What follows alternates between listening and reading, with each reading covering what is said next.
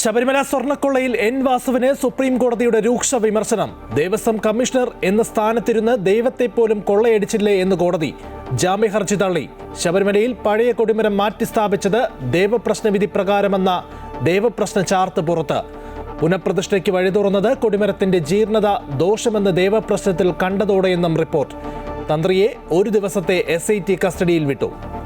ശബരിമല സ്വർണ്ണക്കൊള്ളയിൽ പ്രതിപക്ഷ പ്രതിഷേധത്തിൽ സ്തംഭിച്ച് സഭ.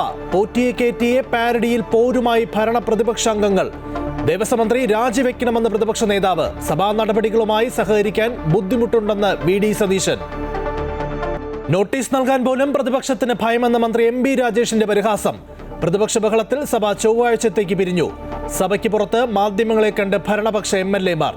അടുത്ത 5 വർഷം പ്രതിപക്ഷത്തിരിക്കാനുള്ള റിഹേഴ്സലെന്ന് VD സതീശൻ. പോറ്റിയുമായുള്ള ബന്ധത്തിൽ കൂടുതൽ വിശദീകരണവുമായി ദേവസ്വം മുൻ മന്ത്രി കടകംപള്ളി സുരേന്ദ്രൻ.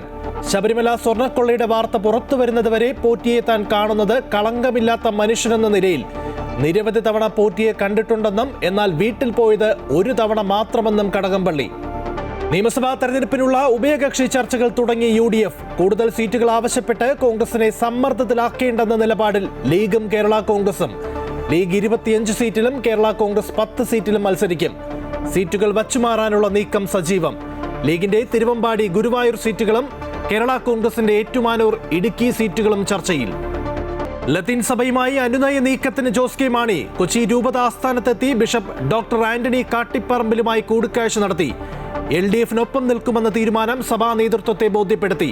കേരള കോൺഗ്രസ് M ജില്ലാതല സ്റ്റിയറിംഗ് കമ്മിറ്റിയിൽ മുന്നണി മാറ്റമുണ്ടാകാത്തതിനെതിരെ വിമർശനം ഉയർന്നതായുള്ള പ്രചരണങ്ങളെ തള്ളി ജില്ലാ പ്രസിഡന്റ് ലോപ്പസ് മാത്യു.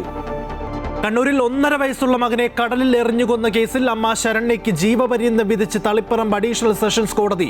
1 ലക്ഷം രൂപ പിഴ. തെളിവുകൾ കണ്ടെത്തുന്നതിൽ പോലീസിനും പ്രോസിക്യൂഷനും വീഴ്ച വരുത്തിയെന്നും കോടതി.